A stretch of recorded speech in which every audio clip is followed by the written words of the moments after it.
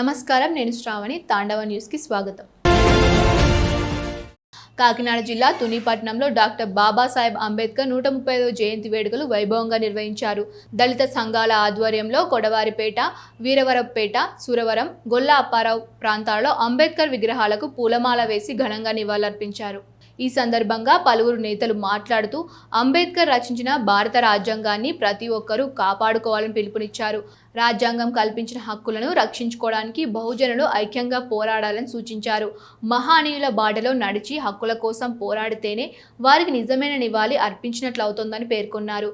అనంతరం మహా అన్న సమరాధనను కార్యక్రమాలు నిర్వహించారు. భారీ ర్యాలీగా అంబేద్కర్ చిత్రపటంతో డప్పులు వాయిద్యాల నడుమ ఊరేగిస్తూ టపాసులను కాలుస్తూ పట్టణమంతా సందడి చేశారు.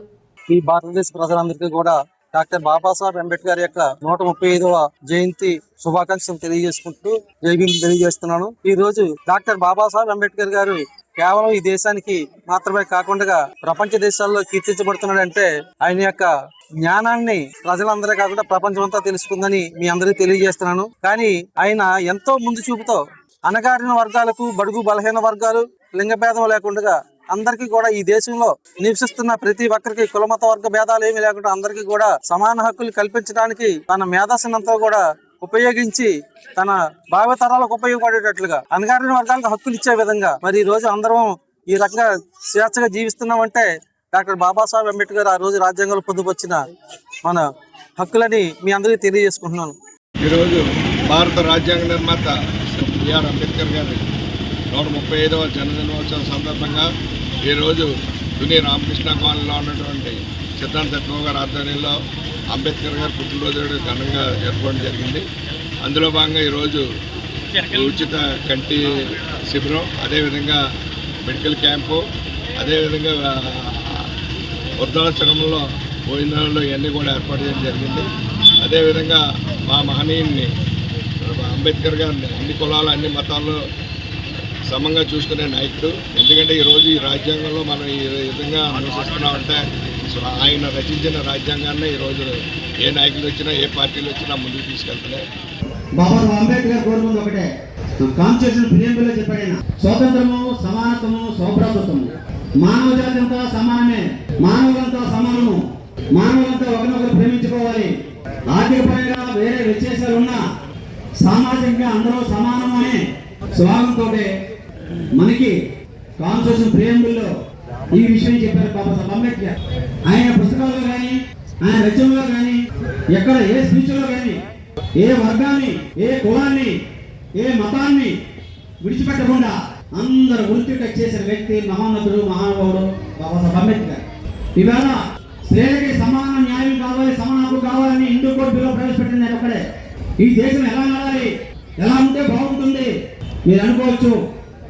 మరి మన దురదృష్టమో అదృష్టమో మనకు తెలియదు, కానీ ప్రపంచంలో ఎక్కడా లేని కులతత్వం మన దేశంలో ఉంది. 4,000 కులాలు ఉన్నాయి, 4,000 కులాలు. ఇది లెక్కకొచ్చినాయి, లెక్కరాని కులాలు ఉన్నాయో మనకు తెలియదు. అంటే ఒక నిశ్చయం పెట్టిన పద్ధతి. ఆధ్యాత్మిక ఆధ్యాత్మిక ఎవరి మతం వారిది, ఎవరి మనస్తత్వం అది, ఎవరి గుణగణాలు వారి, ఎవరిని పూజిస్తే పరలోకానికి వెళ్తారని వారి ఇష్టాలను ఆధారపడినది. కానీ కులం అనేది మన దేశాన్ని పట్టి పీడిస్తున్న ఒక లెపర్సీ డబ్బులాగా మనకు ఇంకా మనం పీడిస్తుంది మన దేశాన్ని.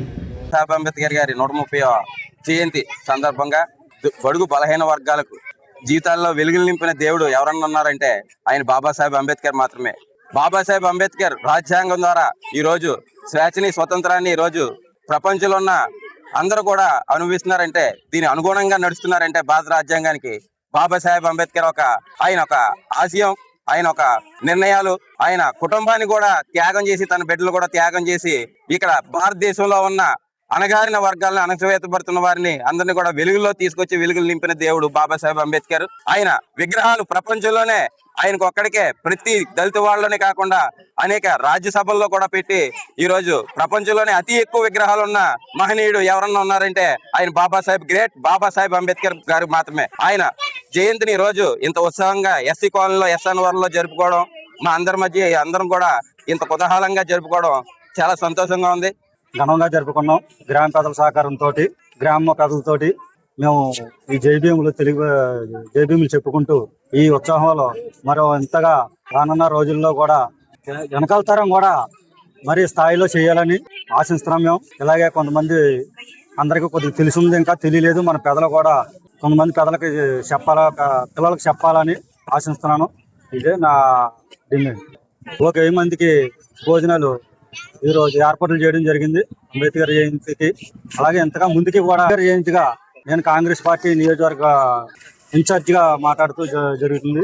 పెద్దల సహకారంతో మేము అంబేద్కర్ జయంతి ఉత్సాహంగా చేయడం జరుగుతుంది. అలాగే 1000 మందికి అన్న సంతర్పణ పెట్టడం జరుగుతుంది. అలాగే ఇంత ఉత్సాహంగా చేయాలని మేము కోరుకుంటున్నాం. భారత రాజ్యాంగ నిర్మాత, భారత రత్న, ప్రపంచ మేధావి డాక్టర్ బిఆర్ అంబేద్కర్ గారి 135వ జయంతి వేడుకలకు నియోజకవర్గం నలుమూల నుంచి విచ్చేసినటువంటి ప్రతి ఒక్కరికి పేరు పేరు నా నమస్కారాలు తెలియజేస్తున్నాను. అంబేద్కర్ గారి యొక్క గొప్పతనం కోసం మనం మాట్లాడుకున్నట్టు ఒకసారి ఏ విధంగా మీటింగ్ వెళ్ళాము, దళిత తేజం తెలుగుదేశం అని చెప్పేసి ఒక మీటింగ్ వెళ్ళినప్పుడు దానికి మా ప్రీతమ నాయకుడు యనమల రామకృష్ణ గారు ఇచ్చేసి ఒకే ఒక మాట చెప్పారు. అంబేద్కర్ గారి సేవలు కానీ ఆయన సాధించిన విజయాలు మాట్లాడుకుంటే రోజులు చాలా మంది చెప్పేసారు అనమాట. ఎన్ని రోజులు మాట్లాడుకున్నా సరే ఇంకా చాలా విషయాలు మిగిలిపోతాయి. అంతటి గొప్ప గొప్ప కార్యాలు, అంత గొప్ప గొప్ప ఘనత సాధించినటువంటి మహోన్నత వ్యక్తి డాక్టర్ బిఆర్ అంబేద్కర్ గారు. ఒక్క మాటలో చెప్పాలంటే అట్టడుగు వర్గం అనేటువంటి అంతరానితనంలో జన్మించి ఈ రోజు అంతర్జాతీయ స్థాయిలో ప్రపంచం మొత్తానికి ప్రపంచ ప్రతినిధుల సభ అయినటువంటి ఐక్యరాజ్య సమితి కూడా అధికారికంగా జరుపుకుంటున్నటువంటి భారతీయుడు మన భరతమాత ముద్దుబిడ్డ డాక్టర్ బిఆర్ అంబేద్కర్ గారి జయంతి అంటే ఆయన ఎంత సాధించారు, ఎంత గుర్తింపు పొందారని మాత్రం మీరు అందరూ కూడా ఒకసారి జ్ఞాపకం చేసుకోవాలి. Tandava News. For more updates, like, share and subscribe.